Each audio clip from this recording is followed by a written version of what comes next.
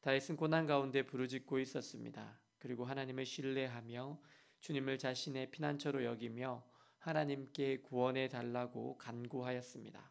그런데 갑자기 이 시편의 후반부에서 분위기가 전환되었습니다. 왜 절망적이고 암울해 보이고 간절해 보이던 다윗의 어조가 이렇게 밝게 바뀌어진 것일까요? 혹시 모든 상황이 바뀌었을까요?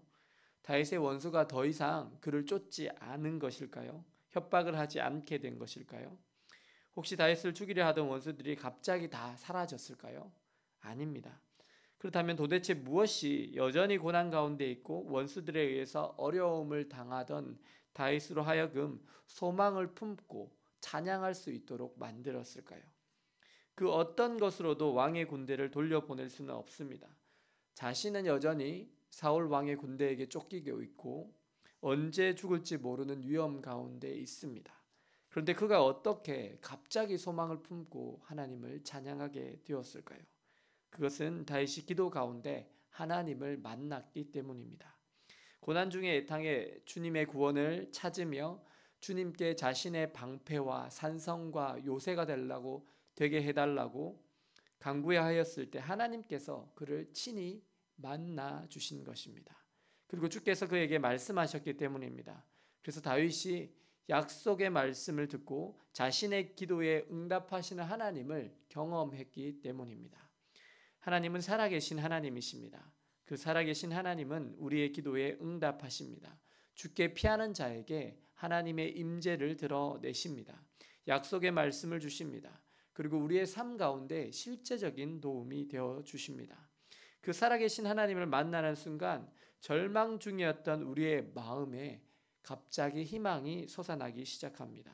설사 나의 절망적인 현실과 두려움과 고통 중에 그 어느 것 하나 변하지 않았다 하더라도 전능하신 하나님의 약속의 말씀을 듣는 순간 우리의 영혼에 힘이 생깁니다. 우리의 상처받은 마음이 소성케 되어집니다. 그리고 우리의 마음에 하나님을 신뢰함으로 점차적으로 기쁨이 채워지게 됩니다.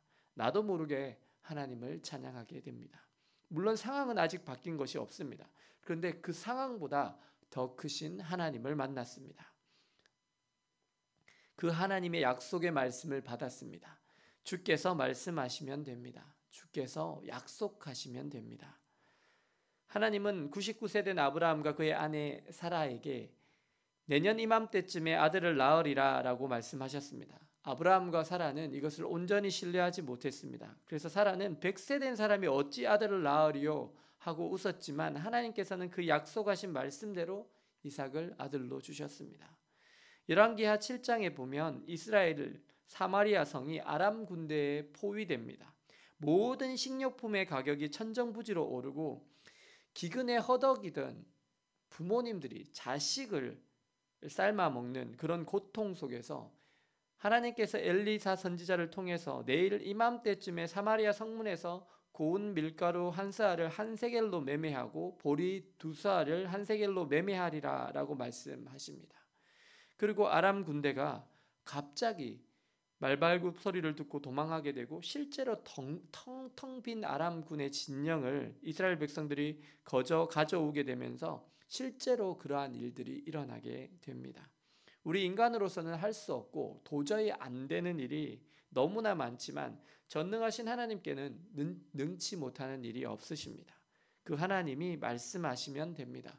그 하나님이 우리에게 약속하시면 모든 분위기는 반전됩니다.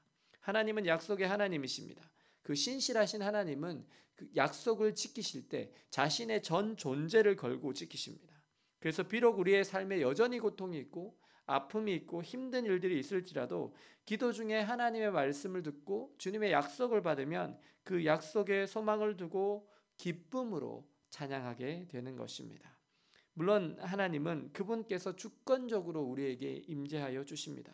하지만 중요한 것은 우리의 마음에 있는 사모함입니다. 목마른 사슴이 시냇물을 찾듯이 메마른 땅이 단비를 사모하는 것처럼 정말 내 영혼이 하나님의 음성을 간절히 사모하는 것이 중요합니다. 그리고 그렇게 사모함으로 그분의 임재 앞에 있다고 생각하고 늘 주님께 귀를 기울이다 보면 하나님의 음성이 우리 가운데 분명하게 들려옵니다. 사랑하는 여러분, 이제껏 여러분의 삶의 고통 가운데 하나님을 신뢰하시고 부르짖으셨다면 이제는 침묵 가운데 하나님의 음성을 들으십시오.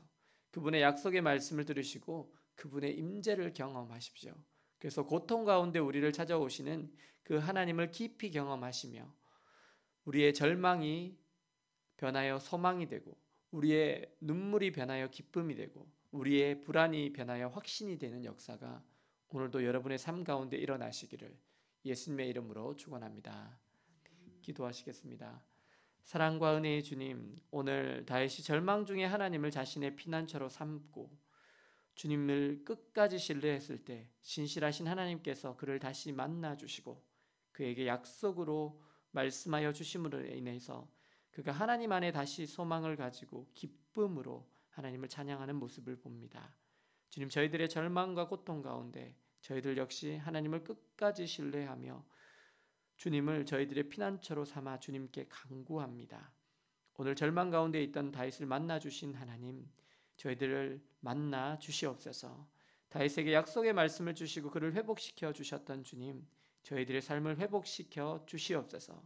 그래서 저희의 절망이 변하여 희망이 되어지고 저희의 눈물이 변하여 기쁨이 되는 주님의 놀라운 은혜의 역사를 경험하게 하여 주옵소서. 예수 그리스도의 이름으로 기도드립니다. 아멘.